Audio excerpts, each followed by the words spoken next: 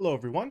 Hope you're having a fantastic day. My name is Kmart, and I want to talk about some basketball. And today we are moving along with our early off-season preview here, taking a look at each of the 30 teams in the league and asking a couple of questions for them leading into this free agency off-season period. And today we are swinging things over to the Western Conference to take a look at the Oklahoma City Thunder.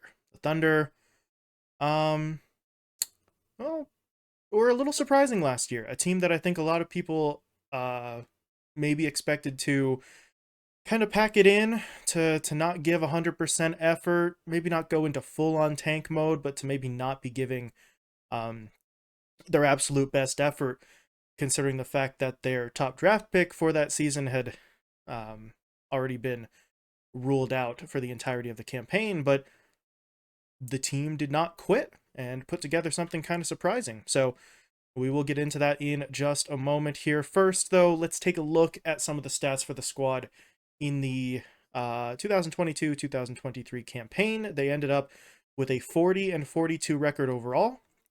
That was enough for 10th place in the Western Conference, 3rd place in the Northwest Division. That did get the Oklahoma City Thunder into the postseason. They go 1-1 in the play-in tournament and do end up getting eliminated in said tournament. So weren't quite able to crack the playoffs, but they did get about as close as you can without actually making it. So with that in mind, let's take a look at some of the other stats for the squad here. By offensive rating, the Thunder were 13th in the league, and their defense was slightly better than average here at 14th in the league, which puts their net rating also at 14th. They played with the 6th highest pace in the league while having the 10th highest payroll. So, again, as I said, this was a team that some people were kind of wondering, will they just kick the can down the road? Is this going to be a potentially lost season? Instead, they give a little excitement, right? They give fans of the Thunder something to look at and something to be hopeful for with an off season of development, and then obviously their big time draft pick actually coming back to play for them. But before we talk about last year's draft pick, we should talk about this year's, because those are the only real additions to the lineup here so far for the Thunder. Taking a look at the additions and losses, they ended up getting Cason Wallace in the draft after moving with Dallas between the 10th and 12th picks. They also grabbed Keontae Johnson in the draft as well. So a couple of young guys being added to their roster, whereas nobody has left yet. No losses for the Thunder as of yet. So with that being said, we're going to just dive directly into the first of our questions here for the Thunder. That question is Chet Holmgren ready, and what does he bring to this team? So I was alluding to it a little bit in the sort of introduction here, but a bit of the wind was taken out of the Thunder's sails when it was announced that Holmgren was going to miss pretty much the entirety of what was supposed to be his rookie season.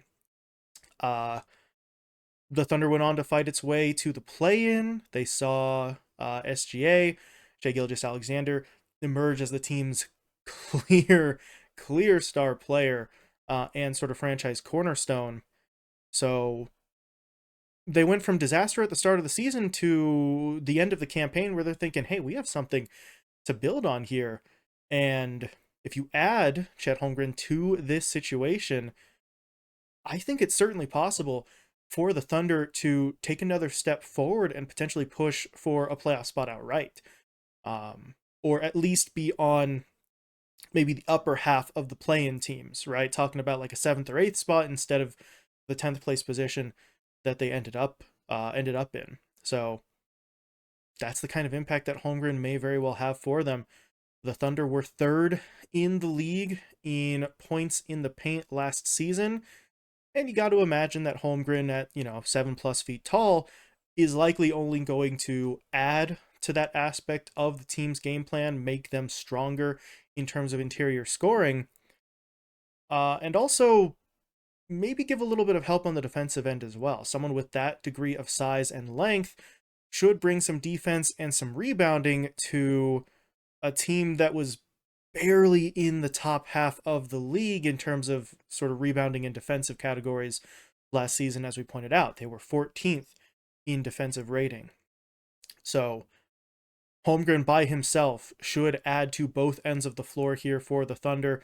Of course, there are still some valid concerns about his durability and his physicality. If you saw pictures of him, he's kind of lanky still, right? He's a little on the thinner side, which is kind of to be expected when you're as tall as he is. But I think a year of rehabbing from his injury and a year of prep for the NBA level with an NBA level training staff probably alleviates a lot of those concerns. And no, I don't think Holmgren's ever going to be, wide or beefy in the way of someone like a Zion Williamson, where he's just big. But for Chet Holmgren's size, you don't really need to get like beefed up. Sort of similar to what we saw with Yao Ming during his career. Unfortunately, back when Yao Ming played, we didn't quite have our training staffs and our sort of sports science doctors quite all on the same page like we do today. But he did not have to get massively strong to still overpower the people he was playing against just because of how massively tall he was. So that is something for Holmgren here. You've got to assume that the Thunder staff have been working with him throughout the entirety of that missed season to try and make sure he is ready to physically go toe-to-toe with some of the other big men in the league. So it is still a concern, yes, but I think it's less of one than it was when he was first drafted. So we'll have to see what he looks like. Should probably see him, hopefully, in some summer league games. So that'll give us our first indication. But that will lead us into question number 2 for the Thunder. That question is a relatively simple one at this point. The question is, do the Thunder need to even do anything right now? And I know that sounds like an incredibly dumb question, and it kind of is. But hear me out. Much has been made about the war chest that the Thunder currently holds, right? The robust collection of draft picks that the team has at its disposal. Even after using some of those picks in this year's draft, they are still set quite nicely for the future. Some people have suggested that the team could look to capitalize on what they've got right now, on the emergence of SGA, on the return of Holmgren, by cashing in some of those picks and maybe some of their young assets as well to swing for the fences and go get a big name. Go get someone that could really, to use the buzz phrase we all love to use, to really move the needle for the Thunder. Listen, if the Thunder see someone on the market that they think will genuinely put them over the top, that they think gets them from fighting to get into the play-in into just top 6 outright, then by all means, make that move. Do it right now. Put your assets on the table and go get that guy. But that has not really been the operating procedure for the Thunder here for a while. The Thunder general manager, Sam Presti, has been basically the personification of patience from a management position. Patience to the point where other people in the front office and fans of the team might even sometimes get frustrated because they don't see those moves coming together. I know there were a lot of people who were honestly upset when they had to trade Paul George, but the move was forced on them. They got the maximum in return that they could. And a lot of that comes down to the way that Presti sort of operates here. And his vision for the future of this Oklahoma City squad is a squad that can and will compete for years at a time. Maybe not quite, dynasty level. We're not rebuilding the Warriors multi-championship team here, but a team that is going to be a perennial threat in the playoffs, a team that is going to be where it wants to be repeatedly. Even if it doesn't get close to the deep playoff runs or a championship, they won't be fighting for ping pong balls anytime soon. They would rather go for that than a riskier sort of flash in the pan kind of surge. And I think that there's nothing wrong with that thought process. With SGA playing at an all-star level and Holmgren set to make his actual NBA debut, I think the Thunder could go at least one more year just stockpiling more assets, seeing what this version of the team can do, right? See if SGA can continue to play at this level. See what Holmgren looks like in his first NBA action. Get a little bit more out of some of those guys like Lou Dort, like Josh Giddey. See if one of them develops into that clear-cut second or third option. So they don't have to make a move right now. It should also be noted that the team is projected to have quite a bit of space under the salary cap moving forward, which, okay, yeah, you could say, well, you have that money right now, why not spend it? You could also save it for the future, because if you look forward a year from now, perhaps, right, you will have a stable of young players with talent. You will have a 24, 25-year-old star in SGA. You have a returning number 2 overall pick in Holmgren, who hopefully puts up a solid campaign numbers-wise, and you have cap space to spare, right? So you'll still have the space if you wait a year, but you'll have a better idea of what you have on your roster and then what you need to go get to truly turn that into a playoff contender. So I don't think the Thunder have to be in a hurry to do anything. They could just take another year, develop that roster further, and see where they stand. So that's it from a sort of macro perspective, looking at this from what they do roster-wise. Getting into the nitty-gritty a little bit more here for the third, well, not really a question, just a statement, but the third point for the Thunder is that the Thunder need to play with pace, but they also need to take better shots. The offense for the Oklahoma City Thunder was pretty impressive for the most part in the regular season. They were in the top half of the league. They didn't quite crack the top 10 in offensive rating. However, they were top 5 in points per game and in field goal attempts per game. So they were getting quite a few shots. They were playing with a pretty impressive pace overall. As we mentioned back in the intro, that pace was top 10, even if the offensive rating wasn't. They were 6th in the league in pace. So the thing about that is that this team still capped out in that play-in range, right? The low end of the play-in teams as well. And part of the reason for that, from what I can sort of see looking at them, is that their fast-paced, high-octane, super exciting offensive threat came off of some unbelievably inefficient and almost unacceptably inefficient play. The team was 2nd in the league in field goal attempts per game. We mentioned they were top 5 earlier. Specifically, they were in 2nd place, but they were just 24th in field goal percentage, and they were in the bottom of the league in assists per game, while only being around league average in terms of their 3-point shooting.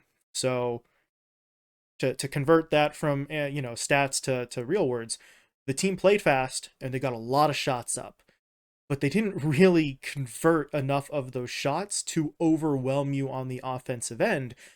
And that becomes a problem because the defense for the Thunder was really kind of just okay, right? Their defense was 14th in the league. That's not bad, but if you're going to prop up a just okay defense, you need an elite level offense, not an inefficient offense that's just trying to win by volume. That's not really going to work in the long run.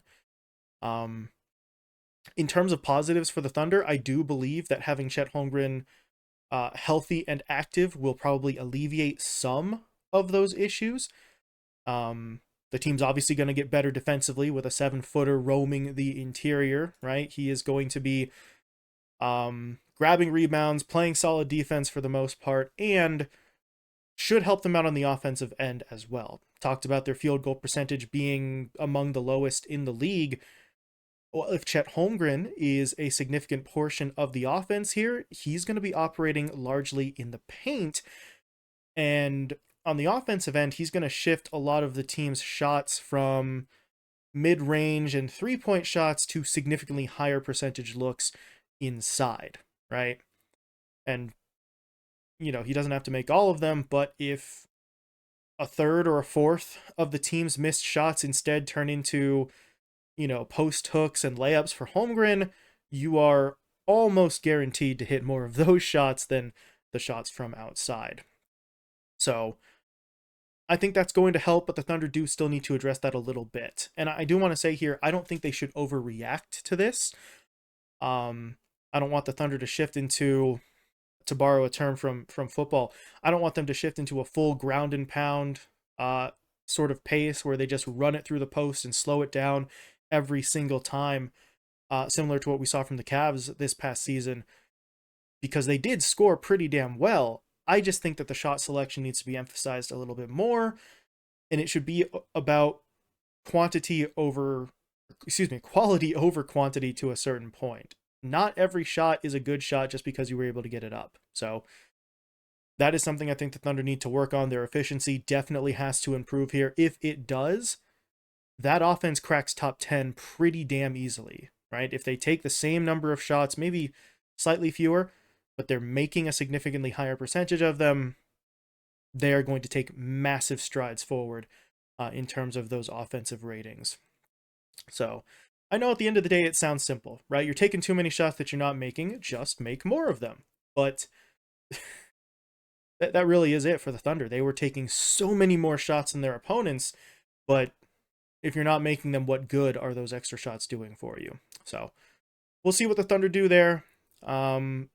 I'm realizing now, looking back over it, so much of this is kind of revolving around Holmgren, but that's unavoidable. He was the number 2 overall pick in last year's draft, and the Thunder were really planning to kind of make him one of their focal pieces before he ended up getting that injury.